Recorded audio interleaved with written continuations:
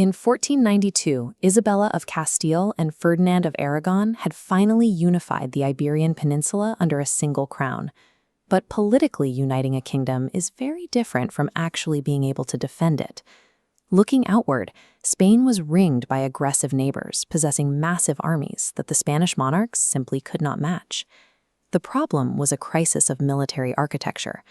For centuries, the Spanish kingdoms had fought against highly mobile Muslim forces. To survive, Spanish troops had adapted into lightly armored hit-and-run skirmishers, optimized for ambushes and rapid raids across rough terrain. This tactical setup was entirely useless against the heavy hitters of continental Europe. The standard European combat meta was dominated by massive, deeply disciplined blocks of Swiss pikemen and the unstoppable plate-armored heavy cavalry of France. Light skirmishers bouncing harmlessly off these dense formations in an open field would be slaughtered. Worse still, the Spanish crown didn't actually own its military. The monarchs had to rely on fragmented, conditional feudal levies. The troops were provided by, and ultimately loyal to, local nobles who could withdraw their support and recall their men whenever it suited them. Isabella and Ferdinand realized that projecting power abroad was impossible with a rented, outdated militia. Before they could hold their own on the European stage, they had to systematically tear down their medieval military and engineer a centralized war machine from scratch. The first necessary upgrade was the physical infrastructure required to move and feed a heavy military. This massive logistical overhaul was driven almost entirely by Queen Isabella. During the grueling Granada War, Isabella effectively acted as the state's quartermaster general. She laid down a vast expansion of the domestic road networks and established a dedicated system of military messenger relays to ensure rapid, secure communication across the kingdom. She also recognized that the future of warfare relied on black powder. She imported foreign gunsmiths from Germany and Italy, setting up domestic powder mills to mass-produce heavy iron cannon barrels and standardized iron cannonballs right on Spanish soil. The scale of this new supply chain was staggering. At the height of the Granada War during the siege of Baza, Isabella's administrative machinery successfully provisioned a unified, state-directed force of nearly 100,000 men. By standardizing the physical supply lines, Isabella proved a core principle of warfare. An army can only strike as hard as its domestic industrial base allows. But logistical support meant nothing if the crown couldn't control the men holding the weapons.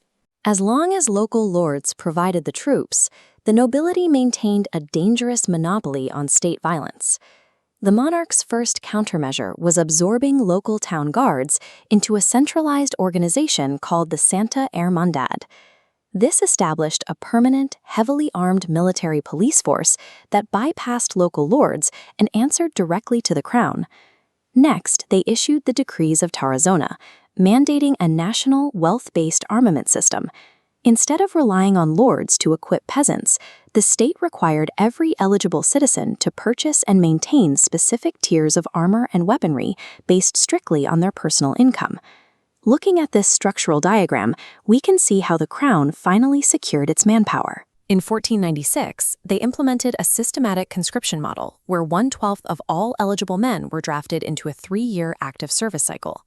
This completely severed the middleman, drawing resources and soldiers straight from the citizenry to the monarchy. The crown now possessed a permanent tax-funded national reserve of up to 100,000 men. By actively cutting the nobility out of the military pipeline, Isabella and Ferdinand broke the feudal lords' military leverage over the state. Now possessing a standing national army, King Ferdinand needed to reprogram how they fought. He needed to install the Swiss model of dense, heavily armored infantry so his forces could survive an open-field battle in Europe. He tasked a military commander named Gonzalo de Córdoba, known as El Gran Capitán, with writing this new tactical doctrine. Córdoba's solution was a brand new organizational unit, the Coronelia. To understand the Coronelia, we have to look at its specific geometry. Córdoba placed a massive central block of about 200 Swiss-style pikemen right in the middle, creating a rigid physical barrier specifically designed to absorb and halt heavy cavalry charges. Around and inside this pike square, he integrated traditional Spanish rodilleros, highly mobile infantry armed with swords and round shields. Once the enemy formation crashed into the pikes, these fighters would slip between the massive spear shafts to engage in lethal, close-quarters combat. The final addition was placed on the flanks. Córdoba integrated about 100 state-funded soldiers wielding the arquebus, an early matchlock firearm that provided armor-piercing ranged attacks.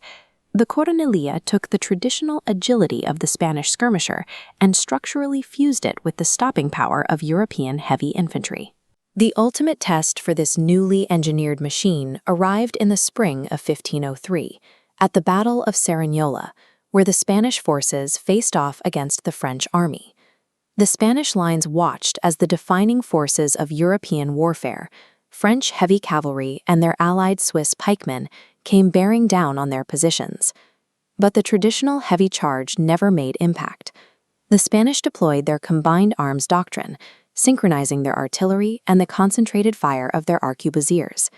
They shredded the French cavalry and Swiss pikes with black powder before the enemy could reach their trenches. Córdoba then leveraged Isabella's logistical systems to push the advantage. At the Garigliano River, the Spanish forces rapidly outmaneuvered the retreating French, launching a surprise winter crossing that cleanly routed the remaining enemy troops. This victory at Cerignola proved the effectiveness of Ferdinand's tactical overhaul.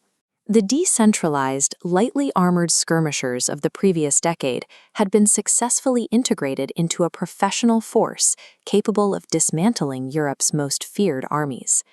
These optimized coronillas provided the organizational foundation for the Spanish Tercio. This specific blueprint, marrying pikes, swords, and firearms, became the standard for Spanish deployments as they expanded their influence across the continent and into the Americas. The effort to strip military leverage from the nobility and build a state-funded army created more than a successful fighting force. It established the centralized logistics and administrative control that defined the modern nation-state.